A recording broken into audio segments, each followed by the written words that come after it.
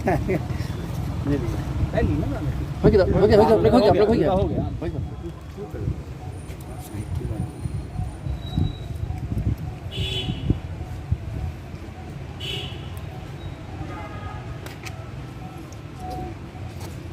Petrol की महंगाई को लेकर आज जो बस और ऑटो चालक ने इतनी अच्छी शांतिपूर्वक अपना आंदोलन किया, उसके बारे में आपका क्या कहना है?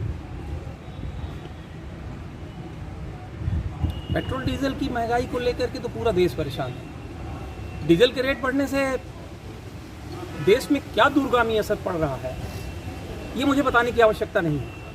जो देश का हर क्षेत्र है, हर सेक्टर है, वो उससे इन्फ्लुएंस होता है और पूरी तरीके से उससे परेशान है।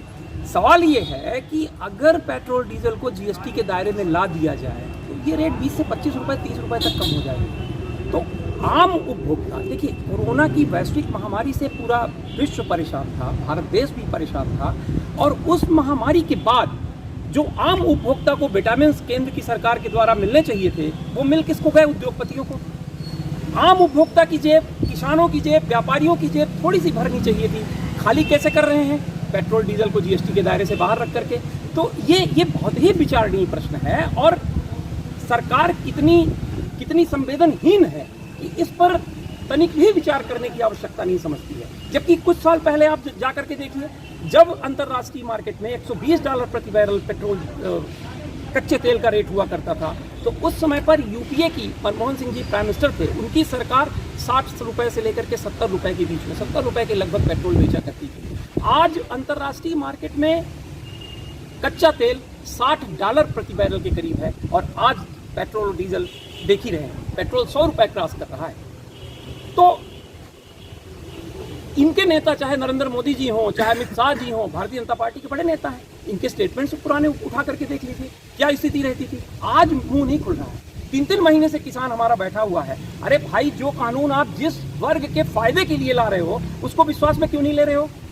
जो कानून आप जिस वर्ग के फायदे के लिए ला रहे हो, अगर वही वर्ग मुखर होकर के विरोध कर रहा है तो आपको उस पर पुनर्विचार करना चाहिए, सोचना चाहिए। सरकार को संवेदनशील होना चाहिए।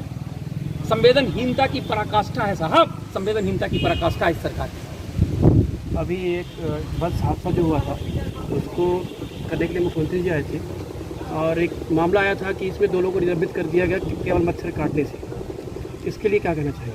हाँ ठीक, बहुत अच्छा सवाल आपने पूछा। सीधी जिले से मुख्यमंत्री जी का पुराना प्रेम है और 2007 में जो उपचुनाव, लोकसभा का उपचुनाव हुआ था और मुख्यमंत्री जी अपने सभी मंत्रियों को लेकर के दलबल लेकर के और यहाँ लगभग 1 महीने के करीब टिके रहे, 100 के करीब सभाएं और रैलियां करी और उसके बाद भी कांग्रेस यहाँ से चुनाव जीती थी। तब से ही मुख्यमंत्री का कुछ अतिरिक्त प्रेम है और मुख्यमंत्री का जब प्रेम है तो जनता को इस बात को समझना चाहिए कि जो हमारे साथ सौतेला व्यवहार हो रहा है मुख्यमंत्री के द्वारा या भारतीय जनता पार्टी सरकार के द्वारा, तो इस पे जनता को विचार करना चाहिए। और जब मुख्यमंत्री जी का ऐसा प्रेम है, हमारी जनता अभी नहीं पहचान पा रही है मुख्यमंत्री जी के प्रेम को, लेकिन शायद उस मच्छर ने पहचान लिया और उसने सीधी उनको सोने नहीं दिया। बहुत बढ़िया।